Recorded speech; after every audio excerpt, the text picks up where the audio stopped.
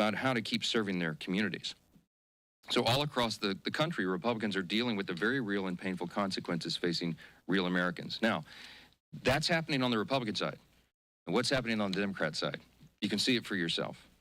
Compare what I just told you with what they're doing. Look at their own behavior. Look at their actions. Don't listen to the words that people are saying. Look at what they're doing.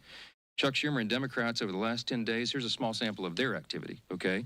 We've seen performative stunts and TikToks and photo shoots across every inch of this Capitol. We've seen Democrats actually toast themselves on the balcony of the DCCC last night, while their colleagues voted in the Senate to keep the government closed for the 10th time. We've seen not one but two failed publicity stunts right outside my own office, the latest of which ended in a congresswoman storming the entrance and berating a Capitol police officer who, by the way, is protecting her without pay. And last night, we even saw, I didn't see it, many of you saw it, CNN host the first socialist town hall where Bernie Sanders and AOC said the quiet parts out loud. They don't know what they want to end the shutdown. They couldn't provide a single viable solution for the mess that they themselves have gleefully created. And by the way, those are the real leaders of the Democrat Party. We all know it. AOC and Bernie. Good luck with that. And amid all that, Chuck Schumer is actually bragging that every day gets better for his party. As you know, that is his words, not ours. All this would be laughable if it didn't come at the cost of American families, and it really is deadly serious. If it were up to Republicans alone, we would not be in this mess. We'd be up here negotiating and debating openly and transparently on the issues impacting Americans' lives. But as I've said repeatedly, Democrats slammed the brakes on legislative business when they decided to shut down the government for their partisan political purposes. The progress we made on appropriations and the conversations that were underway on the COVID-era Obamacare subsidies and all those issues, all that sits at a standstill until Democrats reopen the government. As soon as 5 Senate Democrats come to their senses and break ranks and turn the lights back on, House Republicans are anxious to get back to legislative session and to pick up our unfinished business. We have a lot yet to do. Until then, I'll continue to share the facts from this podium every morning to try to get this message directly to the American people. Republicans will continue serving on the job in our communities on behalf of the American people that we represent. I'm going to conclude this morning by saying this again. There's an incredible contrast right now between the two parties that could not be more clear. As we say here every day, this is not your grandfather's Democratic Party. It truly has become the far left, Marxist left, that are running that whole operation. And it has real effects on real people. And I just want you to, I'll highlight again the split screen of what we're seeing. In America right now, there are two diametrically opposed visions for the country, and you should look at the actions of elected officials and not their words. And what are the actions? President Trump and Republicans are delivering for the American people. We have cut their taxes. We are removing red tape and regulations to get the economy humming again. We have ended the border crisis, virtually 0 crossings in the last 4 months under President Trump. We are ending the crime crisis around America, taking heroic measures to make sure that happens. We're cutting fraud, waste, and abuse out of government and making government more efficient and effective for the people. And right now, President Trump is resolving international conflicts, restoring peace through strength around the globe. That's just a small sampling of what's been done by Republicans in the last 9 months. And what have Democrats done for the last 9 months? On the split screen, look at the other side. They've shut down the government. I mean, I don't know what else to say. Put all the gimmicks and the talking points aside and look at the indisputable facts and evidence of what is happening right here. There could not be a stronger contrast between the two parties. And I don't know how more simply we can say that. With all that, I'm really happy to introduce our good friend from New York. Chairman Andrew Garbarino is the chair of our House Committee on Homeland Security, and he's here with us this morning to tell us a little bit more about the grave consequences of the Democrats' shutdown on America's national security. It could not be more serious than it is right now. Andrew, go ahead. Thank you, Speaker. Sure. Thank you, Speaker, and Leader Scalise and Chairman McClain. Thank you all for being here today. The Senate Democrats' decision to shut down this government for cheap political points lacks any common sense and is undermining the Department of Homeland Security's core mission, as well as the people tasked with upholding it. Nearly 95% of DHS's workforce is considered essential, and that's rightfully so. But that means they're at work right now and they're not getting paid. More than 63,000 CBP personnel, including U.S. Border Patrol, are continuing their steadfast commitment to securing our borders. More than 61,000 TSA personnel are continuing their mission to protect the traveling public and keep the skies safe. More than 8,000 Secret Service personnel are still carrying out their no-fail mission to safeguard our nation's leaders. More than 49,000 U.S. Coast Guard personnel are serving to protect our maritime borders. I'm grateful that President Trump and Secretary Noem are taking steps to ensure that the Coast Guard personnel are getting paid, just like our military during the shutdown. And I appreciate the department's continued work to support frontline law enforcement officers. I think, though, it's also very vital that we ensure that TSA security officers are compensated as well. Just because the government shut down doesn't mean people aren't still flying. We owe all of these men and women at DHS a debt of gratitude for their continued service. But the shutdown's not just about personnel. It's undercutting our homeland security posture. A lapse in government funding prevents DHS from moving forward with critical new investments that enable us to stay ahead of rapidly evolving threats. New contracts are put on hold, and proactive engagements with security partners are postponed. Shutdowns also disrupt the disbursement of vital grants from the Homeland Security Department to our state and local law enforcement partners. This undermines preparedness efforts and makes our communities less safe. Voting against the CR also, the Democrats have allowed crucial DHS authorities to expire. One of those is the Cybersecurity Information Sharing Act of 2015. Without that, 90% of our critical infrastructure is owned by private companies. They can't communicate with us right now. They can't tell us when there's a cyber attack because this lapsed. Every second we go without the ability for them to share that information makes us less safe. They've also the counter drone authority has also lapsed. That was in the CR. Without this in place, agencies may not be able to swiftly take down malicious drones before they threaten U.S. airspace. There are dozens more. In short, this shutdown is making our country less safe. And I implore Senate Democrats to do the right thing and reopen the government now. With that, I would like to bring up Leader Scalise. Thank you. Well, you just heard a very stark, grim reality from Chairman Garbarino of what Chuck Schumer's shutdown is doing to our nation's ability to protect the homeland. The Department of Homeland Security is one of the most critical in terms of our ability to keep Americans safe here at home. And they're doing incredible work. And, you know, fortunately, like Chairman Garbarino said, 95% of the employees are deemed essential, but they're on the job not getting paid. But beyond that, he also pointed out grants are not going out. The sharing of information on things like cybersecurity is not happening. These are real devastating consequences of Chuck Schumer's shutdown. And nobody on the Democrat side can still articulate the reason why they're doing it beyond the obvious. And the obvious reason is Chuck Schumer being scared for his political future. Scared from who? From AOC. And last night, as the speaker mentioned, we saw two of the Democrat Party leaders, Bernie Sanders and AOC, at a forum, town hall, whatever you want to call it, on CNN. And they were laughing, they were guffawing like it's some kind of game. In fact, when AOC was pressed to say, what is it that y'all are shutting the government down over? She couldn't even give an articulate answer. This is what she said, quote, "I think we need to see ink on paper. I think we need to see legislation. And I think we need to see these things passed on the floor of the House and Senate and signed by the president." Can anybody tell me what she's talking about?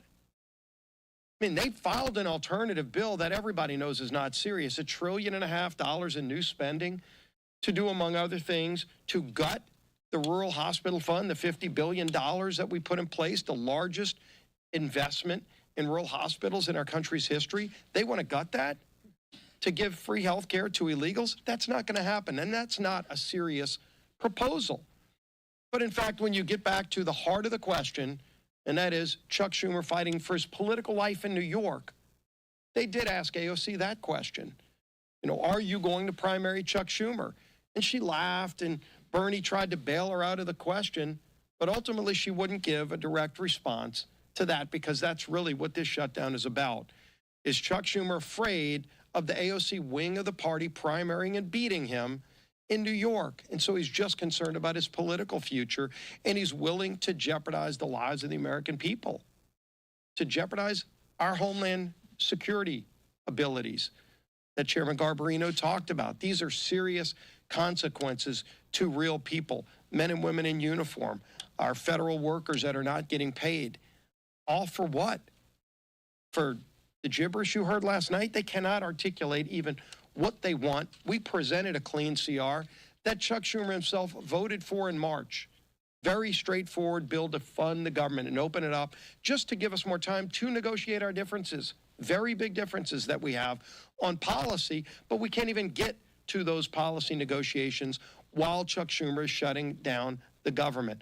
So Senator Thune's doing a great job of trying to find a way to keep bringing the bills back up until one day just 5 more senators on the Democrat side come to their senses and say they're willing to get the government back open so we can resume those negotiations. And we stand ready. We've done our job in the House, and we're ready to get back to work. There's a lot of work stacking up, but while Chuck Schumer keeps the government shut down, it's hurting millions of real families across America. With that, turn it over to our conference chair, Lisa McClain. Thank you, Leader, and thank you, Rep. Garbarino, for being here and the work that you're doing on the Homeland Security. Here we are. Democrats have shut down your government now for 16 days. So I think we all want to know, what have the Democrats done with all this time on their hands, right? Well, let's see. They've posed for glossy photos outside the Capitol. They've screamed at Capitol police officers who, by the way, they are refusing to pay, right? They've jumped on TV to what looks like an audition to be the next radical in charge after Chuck Schumer. And now they're gearing up for their I Hate America rally this weekend. A rally where they'll cheer for chaos instead of country. So take note of what goes on at that rally. Take note of how they put Americans first, really. Now, let's contrast that with Republicans who are doing what we always do, and that is actually working for the American people. And let me give you some examples, and I know our speaker talked about this, but I think this bears repeating again. Pat Fallon, who was in Texas hosting a town hall. Congressman LaLota connected with more than 8,000 of his constituents in New York doing a teletown hall. Congressman Collins held mobile office hours in Georgia. Congressman Walberg in my home state of Michigan brought veterans together in Michigan to tackle problems right now with the VA. Congressman Zinke actually rolled up his sleeves, I mean literally rolled up his sleeves in Montana to help Yellowstone National Park to clean it up. That's the difference. One side delivers solutions and the other are showboats. Republicans passed a clean CR to keep the government open. No gimmicks, no tricks. We actually want to govern. We did our job.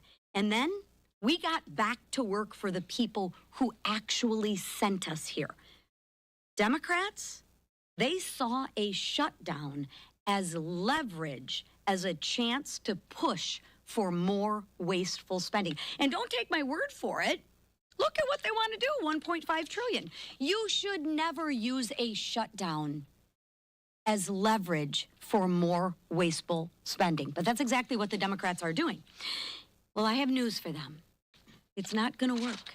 Republicans are united behind the work that we've done for the American people. We will not hand out government benefits to illegals on your dime. We will not repeal provisions that cut waste, fraud, and abuse. And we will not cave to Democrats' $1.5 trillion in spending. So it's time for the Democrats to wrap up the photo shoots, stop actually attacking law enforcement, and end the who's more radical contest. Let's pass our clean bill and get back to work for the American people who sent us here. Thank you. All right, time for questions. Chad, go ahead. Morning. I know Republicans have said, saying the shutdown is because Schumer is afraid of Ocasio-Cortez. There have been questions to Ocasio-Schumer saying, is this because you're afraid? Are you going to challenge in a primary? They deny that. I understand tension here about the shutdown, but just because you're saying that that's the case does not necessarily be true. When they deny that, why should we continue to say, okay, it's because they're worried about their left flank, or Schumer's worried about Ocasio-Cortez challenging them in a primary? Well, look, I'll be intellectually consistent and tell you, don't listen to what politicians say. Look at the actual evidence. I can put on my evidence here. First, Exhibit A is what AOC actually said last night. She did not disclaim that she was running against Schumer, and there's a lot to talk about that. You don't have to take my word for it. Most of you have written about that. But then also look at the evidence. Exhibit B would be what happened in March. And when we began all this, and I think at the first or second day of the shutdown, I brought you a magazine cover that I had on a big stack on my desk, the Washington Examiner, and it was a cartoon depiction of Chuck Schumer leaving the Senate with a box with all his belongings as if he'd been fired, and he had this shameful look on his face. And all the House Democrats were drawn behind him, screaming at him, holding up signs saying he was a traitor, etc. And that's the abuse he took from the far left corners of the base after he did the right and responsible thing, by his own words, not mine, the right and responsible thing to pass the continuing resolution in March. We have the identical product on the table today. What has changed? Don't take our word for it. Just go look. The only explanation for this is that Chuck Schumer does not want to face the heat and the scrutiny and the abuse that he took in March for doing the right, responsible thing by the far left voices in his party. When Bernie and AOC get the full stage for a CNN, the first socialist town hall, I hope they're proud of themselves. They are the voices of the party. I mean, they are, look, Mamdani is on path, shockingly, sadly, frighteningly, to become the elected mayor of the largest city in America, the once cradle of capitalism. There is a Marxist rise in the Democratic Party. And the old guard, and I'm saying old guard, Chuck Schumer's been here for 44 years, okay? He is not the flavor of the month. And he knows that he's going to get a challenge. If it's not AOC, it'll be another disciple of Mamdani or somebody like that. They all know that.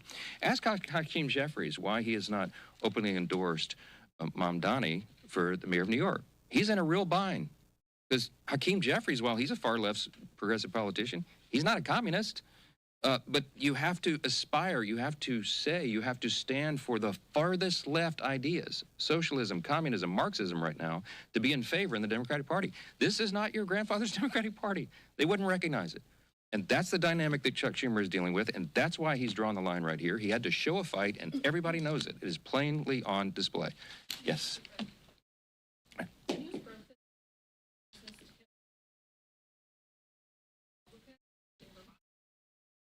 In America, that was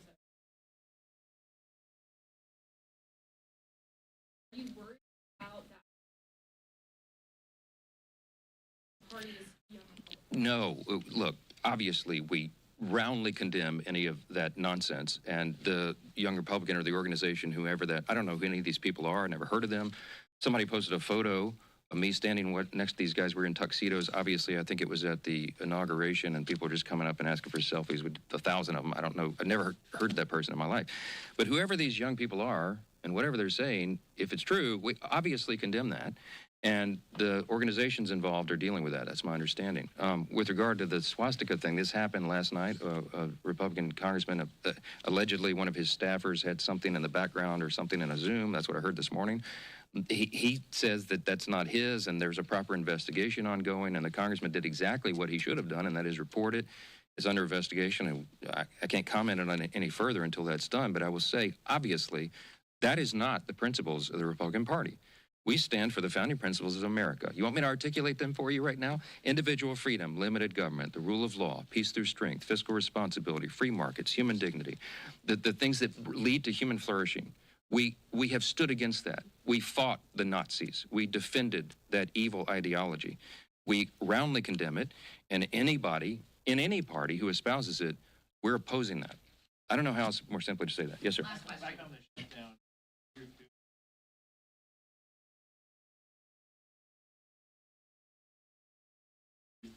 Let me tell you what happened yesterday, because I met with Leader Thune, and he offered to Chuck Schumer a vote on Obamacare subsidies, and Schumer said no. that happened. Asked Leader Thune about it, because they wanted a guaranteed outcome. Here's why we can't do that. Let me say this very clearly and for everyone again. Okay. The Obamacare subsidy issue is not the issue of today. It is in a subsidy that expires December 31. We were always planning to continue the debate and discussion about that issue in October and November. Ironically, Democrats are taking the time off the clock for us to do that. It's a very complicated, complex matter. There are no income caps on that. By the way, did you know if you're a hardworking taxpayer, middle-class earner, and your family's struggling to put food on the table, did you know that you are subsidizing wealthy people's health care with that subsidy? You probably didn't. Premiums have risen by some estimates 60% since Obamacare was enacted into law in 2010. There's no way to repeal and replace it because it's too deeply ingrained right now. We have to improve it. Republicans are the ones with the ideas to increase access to care, the quality of care, and bring down the cost. Not the Democrats. They're the ones that gave us this problem, and they're the ones that have made it so expensive. Now, we have 535 members between the House and Senate. There's a lot of people in this deliberative body here. That's a very complicated issue. It's not something that 4 people can go into a back room and guarantee an outcome on. It can't be done. It was not possible to be part of the CR, and it is not feasible. It's not appropriate to be on the CR. We require the member-driven consensus process here, and that's what's necessary. So it's not possible for Leader Thune to guarantee to Chuck Schumer some outcome on that because we haven't finished those deliberations. I mean, that's just as simple as it is, and all of you report on the Hill all the time. You know how the process works. So when Leader Thune offered Schumer a vote on the ACA, on the subsidy, without guaranteeing an outcome, Schumer said, nope. No thanks, we'll keep it closed because, by the way, remember, every day of the shutdown gets better for us, as Chuck Schumer said, okay? It's not getting better for the American people. Were you not committed to holding a vote on ACA subsidies? No, I didn't say that. I did not say that, Reed. I said none of us can guarantee an outcome on that. I have said consistently all along, this is part of the deliberative process. We're going to debate and discuss that. And there are debates and discussions going on our side of the aisle and on theirs, but to get everybody together and build that consensus is not possible until we get the government operating again and we stop holding, I get very upset about that. We stop holding the American people hostage for these ridiculous political games. People see what's going on here. We should not have Border Patrol agents not paid right now because Chuck Schumer wants to play political games to cover his tail. Déclaration président son député Mike Johnson qui se tient dans la commune New Orleans qui lui-même a pu diriger son député dans le cadre de conflit qui existait entre démocrates ensemble avec républicains. 635 parlementaires. Le président a parlé à 100 au niveau du Sénat de la République et 435 au niveau des députés. Pour le moment, républicains ont gagné contrôle majoritaire avec environ 21, je crois, pour ne pas nous mentir, n'avait exact chiffre pour nous, mais il y a une majorité relative au niveau de la Chambre des députés. Madame, monsieur, nous tendez, c'est surtout ça qui concerne le programme Obamacare qui marre discussion entre démocrates et républicains. Si démocrates veulent pour état prolonger question subvention pour gagner assurance dans les affaires santé à travers Obamacare, les républicains ont dit qu'ils n'ont pas capable garantir et qu'il y a une prolongation pareille, mais c'est pour d'accord pour passer au vote. Il y a une discussion qui a fait entre sénateurs et députés ensemble avec sénateurs pour que le cadre jeune un protocole d'accord. Président de la député a persisté lycéen, c'est pour démocrates d'accord pour le gouvernement fonctionner avant que accepter chita discuter ensemble avec eux sous question subvention programme assurance Obamacare. C'est ça qui dit, mais pas question, pas garantie rien, c'est pour ouvrir le gouvernement d'abord et puis il va chita discuter, il va passer au vote, mais avec garantie que il va subventionner Obamacare. Pas question, il passe sous table là. Donc c'est ça qui information l'essentiel dans la bataille qui a fait entre démocrates ensemble avec républicains.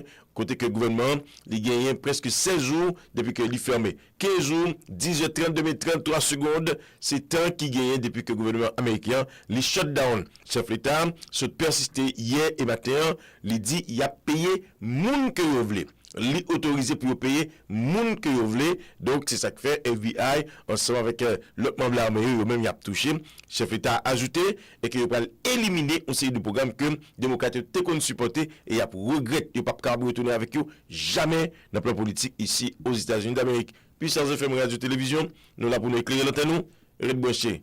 T'as le comme ça, reste non c'est pour PSTARS family support